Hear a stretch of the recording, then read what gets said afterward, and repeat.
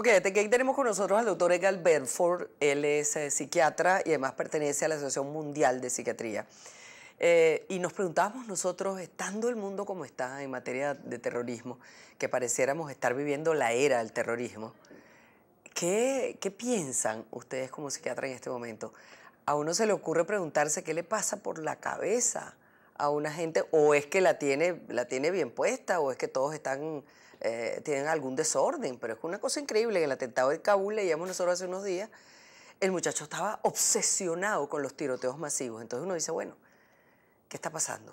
Bueno, en primer lugar, agradezco mucho a este excelente programa a la posibilidad de estar en esta ventana tan vista, ¿no? Como es tu programa. Porque precisamente desde la Asociación Mundial de Psiquiatría, que es una institución que agrupa todas las sociedades científicas psiquiátricas en el mundo, hemos hecho hace poco una declaratoria de principios y una declaratoria en busca pues de lo que es el balance, buscando que los países reconozcan un poco o busquen elementos para la paz, para el buen convivir, para la interacción. Y en esa línea estamos. Y por esto que veo muy oportuno su programa, porque cuando usted hace esa pregunta de qué pasa en ese individuo, la verdad que poco conocemos de ello, porque estos son factores sorpresa. Nosotros conocemos, por ejemplo, desde la parte psicopatológica, nosotros conocemos por muchos factores externos que se están dando o internos, de que la persona va a sufrir o va a padecer un trastorno mental, y eso nos permite hacer prevención en este sentido. Sin embargo, conocemos, y estas personas son poco frecuentes analizarlas porque no las tenemos, sobre todo los que cometen estos actos suicidas. Son personas que lamentablemente no podemos analizar, pero sí podemos comenzar a analizar un poco su entorno, y lo hemos visto en recientes atentados que han existido, sobre todo en los referidos a Estados Unidos, a los referidos a Francia, a los recibidos en general en Europa. Y hemos visto que muchos de ellos están cambiando un poco el patrón, van de lo individual, van de lo grupal a lo individual, Individual, porque sí, señor. generalmente siempre la acción es grupal, y la acción conlleva la sorpresa, lleva a hacer la noticia, y que de hecho lo es, porque los medios entonces es un acto tan dantesco, tan terrible, que se produce entonces la noticia, y eso lo que hace que ellos generen una posición mucho más adecuada, un buen estándar, que entre paréntesis, muchas personas lo siguen, y muchas personas inclusive se sienten muy bien cuando ven este tipo de actos violentos, porque se supone que estos actos violentos son a favor de la paz, de la tranquilidad, de una calidad de vida mucho más adecuada, y de buscar un mundo con mucho más equidad. Pero quien sufre el hecho o quien es víctima de esto se pregunta, bueno, ¿y por qué yo? Individual o colectivo, podríamos identificar que es la misma patología del suicida. Pues no, fíjese, no todos los suicidas son terroristas. Eso hay que quedarlo bien claro, Ajá. porque el suicidio tiene su relación con conceptos que tienen que ver, por ejemplo, con la depresión, con la esquizofrenia, con la toxomanía, con las personas que tienen una cantidad de dolencias psiquiátricas y que tienen su vínculo con ellos. No, me Pero refiero a que se inmolan o que de alguna manera saben que van a terminar también muertos, pues. claro, es que estas personas son interesantes porque estas personas son adoctrinadas. Y generalmente lo que sí sabemos que son personas con una gran susceptibilidad, que son personas, en pocas palabras, son personas que tienen mayores posibilidades de sufrir el riesgo del daño sin ningún tipo de problema. Incluso hay unas etapas en ellos que se van produciendo porque obedecen inicialmente, que es otro cambio que se ha visto, obedecía a un problema más de tipo o a una acción, a un objetivo de tipo religioso, y pasa a ser un objetivo más político. Así es. Y muchos de estos muchachos, porque también son jóvenes, y ese es lo otro que hay que llamar la atención, es decir, la población a la que nosotros asistimos son poblaciones netamente jóvenes que son prácticamente adoctrinados en grupo, y fíjense que son personas que sí, son personas que tienen un descontento, personas apáticas, personas no entendidas, personas que tienen dificultades incluso de identidad sexual, personas que tienen muchas dificultades en la estructura familiar. Por lo tanto, pareciera que el medio, la estructura familiar, influye dentro de la génesis o dentro de la formación de esto. Y estas son personas entonces que buscan un ídolo, son personas que buscan solución a sus problemas. Fíjense que en la intención suicida y en la ideación se piensa pues que lo mejor es salirse de este mundo, porque este mundo, ya ellos no están en este mundo y hay un mundo mejor para buscar las soluciones. Y esto es lo que aprovechan precisamente estas personas que las forman. porque poco se sabe de los que entrenan, poco se sabe de los que forman, porque son procesos formativos en una psique que es débil, en una psique que tiene dificultades de comportamiento, en un individuo que emocionalmente tiene muchas dificultades y es una presa fácil de lograr el objetivo que ellos persiguen. Ahora me pregunto el daño colectivo, el daño social. Es el otro punto. Que generan este tipo de hechos, porque esas no pueden ser sociedades que van a continuar su vida de la misma manera. No, no, absolutamente ni su sentir, ni su manera de relacionarse. Eso tiene que incidir en una cantidad de procesos. Estamos completamente de acuerdo. Inclusive hemos visto, sí lo hemos visto, familiares de personas que han cometido suicidios por esa causa. Sí, el terrorismo, porque a veces uno se pregunta si es suicidio o homicidio. Porque fíjense cómo están vinculadas las situaciones en esta posición. Y muchas familias, yo tengo, pues, he visto personas en esta línea, familiares, que después quedan marcados para toda su vida, porque quedan con la confusión enorme, por ejemplo, de lo que el Corán dice, por poner en una parte un ejemplo, ¿verdad? Porque el Corán, por ejemplo, en este grupo de personas no permite este tipo de actos, ¿no? Pero sin embargo, los entrenadores y formadores conllevan o cambian los términos o buscan la forma para manipular y conseguir el objetivo. Entonces, estas familias quedan completamente disociadas, estas familias quedan con dificultades incluso de interacción, dificultades afectivas, como hay familias también que aceptan que esta persona, porque los libera al grupo familiar de los pecados, libera al grupo en busca de un objetivo, en busca de una vida mucho mejor y en busca de posesionarse en el paraíso, ¿no? Claro. Esto es por un lado, pero por el otro lado llama mucho la atención que sí tenemos que trabajar, y es en lo que estamos trabajando, es las personas que son afectadas por este tipo de actos. Pero es que a veces no es solamente un entorno, el entorno de los cercanos del terrorista, sino es la sociedad, es decir, cómo marca eso a la sociedad y qué hay que hacer en ese caso como políticas públicas. Ese es el entorno al que me quería referir, y ese sí tenemos que manejarlo y lo comenzamos a manejar ya, y por eso que le decía que la Asociación Mundial de Psiquiatría estamos lanzando este tipo de información, de declaraciones para que las sociedades miembros nos ayuden a difundir esta información. Esa gente está atormentada o estamos atormentados.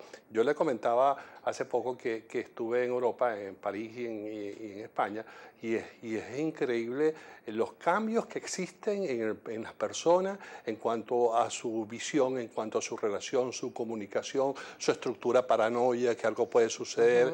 Es decir, cómo incluso ha cambiado el patrón de comunicación y de interacción dentro de esta persona, y es un aspecto que tenemos que comenzar a manejar. Y además, fíjese que con la globalización de las comunicaciones, la era digital, todo esto, a uno también lo afecta, aunque esos hechos no ocurran en Venezuela. Bueno, fíjese. Es decir, uno estaba escuchando todos los días, se mueren 60 personas, se mueren 500 personas, se mueren 100, y llega un momento en que uno tal vez no se dé cuenta, pero eso también está incidiendo en la psiquis de uno. Claro que incide, y cualquier situación ajena al día a día, ajena a nuestros elementos como calidad de vida, va a incidir en nuestra psiquis y va a incidir en nuestro equilibrio emocional. Y lo estamos viendo, aquí no hay terrorismo dentro de la definición de ello, pero estamos viendo en nuestros países cómo se produce mucho desajuste, cómo se producen desequilibrios comunicacionales, desequilibrios de interacción familiar. Se ha roto una estructura muy básica socializante que es la familia, y con ello sigue la estructura formativa, académica, que es muy grave y que estamos perdiendo. Si usted lo ve, por ejemplo, para hacer referencia más local, usted lo ve en los venezolanos, vemos como los venezolanos hemos perdido nuestro patrón comunicacional, ese patrón que teníamos en situaciones anteriores, muy recientes. Yo no estoy hablando de la época de la abuela, estoy hablando de mi propia época, donde se han venido cambiando esos patrones. Sí, en el pasado reciente. Así es. Bueno, doctor Belfort, mire, es tan interesante que de verdad yo creo que esto va a dar para muchos encuentros posteriores. Le agradezco muchísimo que haya venido aquí a la hora clave. A usted le agradezco por esta posibilidad, y esta es una fórmula y es una forma de comenzar pues a sensibilizar a la población. Exactamente. Comencemos a tener una visión mucho más clara, pero también optimista, a comenzar a utilizar el polo positivo para el logro de nuestras acciones dentro de nuestra vida y lograr una calidad de vida mucho más digna. Cosa que le agradecemos. A nivel numérico, por supuesto que tenemos el atentado que hubo en París en noviembre pasado, 140 muertos. Después le siguió el atentado en Bruselas. Por supuesto, estos son atentados con armamentos muy sofisticados, pero yo quiero resaltar que incluso peor fue el de ayer en Niza. Y lo quiero decir porque Hay un mito de creer que si se controlan las armas, ya se va a controlar el terrorismo. Yo también estoy de acuerdo con controlar las armas. Yo no entiendo por qué alguien tiene que tener una metralleta, digo un ciudadano. Pero lo fundamental no son las armas, sino las motivaciones. Lo de ayer fue una persona que no estaba incluida dentro del Estado Islámico, no necesitó una metralleta, simplemente un camión, manejar un camión e ir a toda velocidad y producir 84 muertos. El día de mañana puede ser con una bomba de gas, o puede ser con una bomba de clavos, o como pasó en Israel, con cuchillos, simplemente con cuchillos. Entonces lo que estamos viendo es que el terrorismo se está generalizando, están usando cada vez armamentos menos sofisticados, pero que tienen mayor alcance porque son armamentos que escapan de las autoridades, son más difíciles de controlar y que pueden ser utilizados en cualquier momento. Se especula, por ejemplo, según el informe que presentó Patrick Calvan, que puede ser a finales de año o el año que viene que ya empecemos a ver coches bombas aquí en Europa. Coches bombas en distintas zonas residenciales, y eso sí puede ser el detonante para la guerra civil. Bueno, es terrible este panorama, ¿verdad, Manuel Felipe? Sobre todo lo que dice él, que es cada vez más fácil y menos controlable por parte de las autoridades.